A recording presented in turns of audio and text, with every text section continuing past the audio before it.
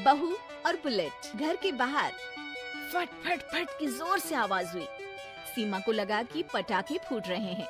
वो डर के मारे घर से बाहर निकली। देखा तो सामने योगेश यानी कि पतिदेव एक बुलेट बाइक पर बैठे हैं। अरे डर गई क्या? बाइक लेकर आया हूँ तुम्हें घुमाने के लिए। सच में? मुझे लगा पटाखे फूट रहे हैं। अरे पटाखे भी फूटेंगे और मिठाई भी बचेगी। माँ को तो बुलाओ। माँ भी बाहर आ जाती है। अरे योगेश बेटा, इतनी जल्दी आ गया। और ये गाड़ी किसकी है? साहब की है? हाँ माँ, तुम्हारा बेटा साहब से कम है क्या? मेरी है। अरे बेटा, इतनी बड़ी गाड़ी ले ली, इससे तो तू घोड़ा ही ले लेता। महंगी पड़ी होगी ना? माँ महंगी सस्ती छोड़ो और मिठाई लाया हूँ, गांव में बंटवा दो। अरे बंटवा क्यों दो? पीछे बैठो, गांव में बांट कर आते हैं। सब खुश थे। योगेश गांव के बाहर एक कोयले की खदान में मजदूरी करता था। मेहनत और अकल से उसने वहाँ ठेकेदारी का काम सीख लिया और सूझबूझ से ठीक ठाक पैसा बनाने लगा। गांव में बात फैल गई कि योगेश के घर धमाका गाड़ी आई है। ऐसी गाड़ी पहले कभी किसी ने गांव में तो देखी नहीं थी। योगेश और माँ गाड़ी से वापस घर आ जाते हैं। बेटा, बाबूजी ऊपर से देख रहे होंगे और आशीर्वाद भी दे रहे होंगे तुझे। वो होते तो उनको भी घुमाता माँ। पूरे गांव में नाच नाच के मिठाई बांटने जाते। जैसे मैंने नाच नाच के बांटी थी जब वो अपने लिए एक साइकिल लेकर आए थे। बस बस, बाबूजी दो बात भी सुनाते कि फटफट वाली फटफटी ले आया। सीमा आगे कहती है, अपने लिए तो ये गाड़ी ले आए और मेरे लिए? अरे ये गाड़ी तुम्हारे लिए ही तो है। पक्का मेरे लिए है? अरे पक्का तुम्हारे लिए है। अगली सुबह जब योगेश सो रहा होता है तो उसे बाहर से गाड़ी की आवाज आती है। वो घबरा कर चिल्लाता है, चोर चोर, मेरी गाड़ी ले जा रहा है, चोर चोर। माँ भी जागती है और योगेश के साथ दरवाजे की तरफ भागती है। जैसे ही दोनों बाहर निकलते हैं तो देखते हैं कि सीमा गाड़ी चला रही है। अरे बहू, नाक कटवाओगी क्या? ये क्या कर रही हो? अरे गिर जाओगी, ये क्या कर रही हो तुम? सीमा गाड़ी को रोक कर कहती है, सारे गांव में घुमा लाई, कहीं नहीं गिरी। क्या? सारे गांव में घुमा लाई? अरे लोग क्या कहेंगे बहू? सोचा क्या एक बार? यही कहेंगे कि कितनी अच्छी गाड़ी है। अरे तुम्हारे बारे में। हाँ, कहेंगे ना कि देखो कितनी अच्छी गाड़ी पर बैठी है। बहू गाड़ी रखकर योगेश और सासू माँ के पास जाती है। तुमने कब गाड़ी चलाना सीखा? हमारे बाबूजी के पास पुरानी स्कूटर थी, सीख ली। फिर स्कूल में एक मास्टर जी भी ऐसी ही गाड़ी लेकर आते थे, उन्होंने सिखा दी। हाँ, स्कूल के मास्टर आजकल यही सब तो सिखा रहे हैं। पढ़ाई का कुछ सिखाते तो कुछ भला होता।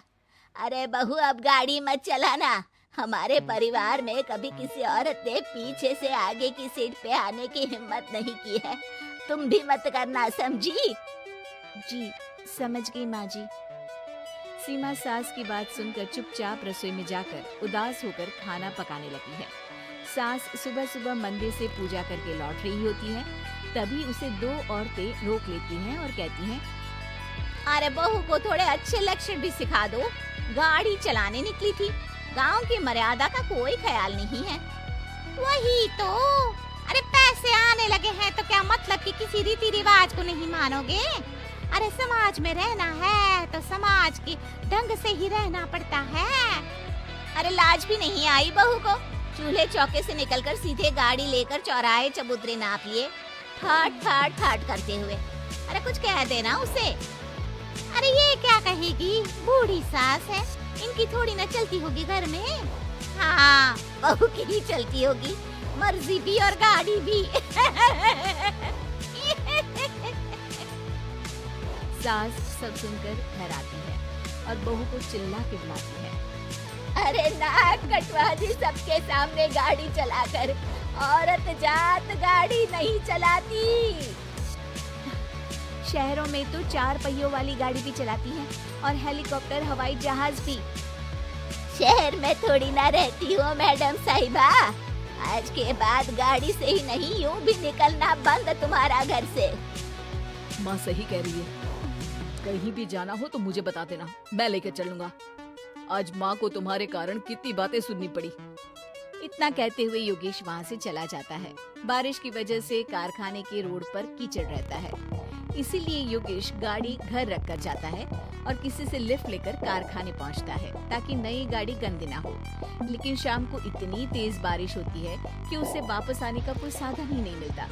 बारिश बढ़ती जाती है, रात के 11 बज जाते हैं। रास्ते में एक नदी का ब्रिज है, अगर उस पर पानी आ गया तो योगेश कारखाने में ही फंस जाएगा। पूरी रात भूखे प्यासे बितानी पड़ेगी। घना अंधेरा, बिजली की कड़कड़ाहट और तेज बारिश। राजेश डर भी रहा था, ठंड से कांप भी रहा था। तभी उसे रोड से आती हुई एक रोशनी दिखती है। वो देखता है कि उसके सामने एक बाइक आकर खड़ी हुई है। वो ऊपर वाले को धन्यवाद देकर उस बाइक वाले आदमी की तरफ बढ़ता है, पर पास जाकर देखता है तो भौचक्का रह जाता है। सीमा, तुम यहाँ इतनी बारिश में गाड़ी पर? पहले बैठो तो, नदी ब्रिज पे आ जाएगी तो जाना मुश्किल हो जाएगा। योगेश गाड़ी के पीछे बैठता है। सीमा गाड़ी चला रही है। मैंने तो तुमको पहचाना ही नहीं।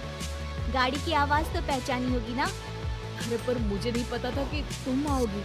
अच्छा किया कि तुम आ गई। माँ नहीं आने दे रही थी, पर हमेशा पति पत्नी की रक्षा थोड़ी ना करेगा, पत्नी को भी तो करनी चाहिए। योगेश को सुबह अपने किए पर पछतावा होता है।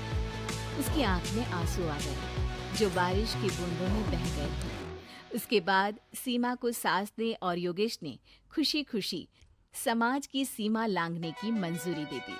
अब वो जहाँ भी जाती फट फट फट गाड़ी पे ही जाती।